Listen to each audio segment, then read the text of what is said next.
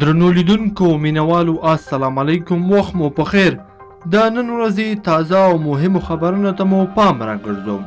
لومړی خبر، له تاجکستان هیواد نه راغلي وارداتي برېښنا له 350 میګاواټو 40 میګاواټو ته راښکته شوې ده.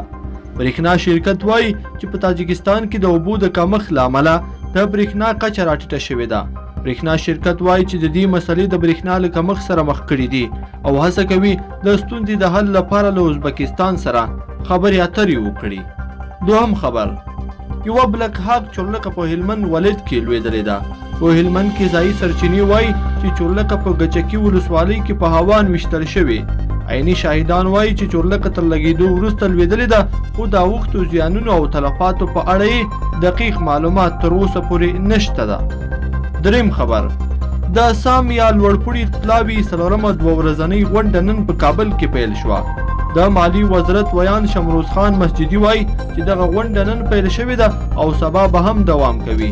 د دې غونډې په لومړۍ ورځ د کرونا وایروس پر وړاندې پر مبارزې او همداراز د دغه وایروس له امله په رامنځته شوو ستونزو خبرې اترې کیږي. څلورم خبر، پاکستانی پوځ په بهرامچه او شملوزو کې دروازې جوړې کړې دي. په هلمند کې ځایي خبریالان وایي چې د دغه ولایت په بهرامچی ولسوالۍ کې پاکستاني عسکرو 2 دروازې جوړې کړې دي. ځایي خلکو خبریالانو ته ویلي چې پاکستاني ځواکونو په دغه ولسوالۍ کې اغزن سیم تیر کړی دی.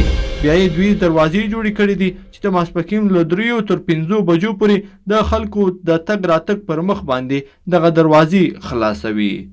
پنځم خبر، ملي امنیت شورا وایي طالبان دي دایمي اوربند او بین الافغاني خبرې پیل کړي. افغان حکومت یو ځل بیا پر طالبانو غږ کړی چې د جګړو لاس واخلي، دایمي اوربند وکړي او د بین الافغاني خبرو پر مټ دایمي سولې ته لار هواره کړي.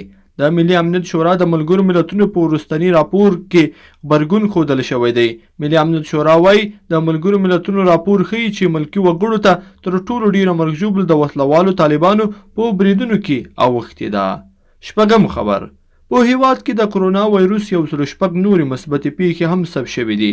عامه روغتیا وزارت وایي په تیرو 40 ساعتونو کې 106 نورې مثبتې پیښې ثبت شوې دي او په همدې موده کې کرونا 10 ناروغان هم مړه شوي دي. په دې سره د ټولو مثبتو شمیر 15,263 تنو ته رسېدلی دی. لیدونکو په دې هیله چې دا نن ورځې خبري ټولګه به مو راسره تر پایه پورې لیدلې وي. که مو دا ویډیو خوښه شوې ویډیو لایک کړئ، د سره او چینل هم سبسکرایب کړئ.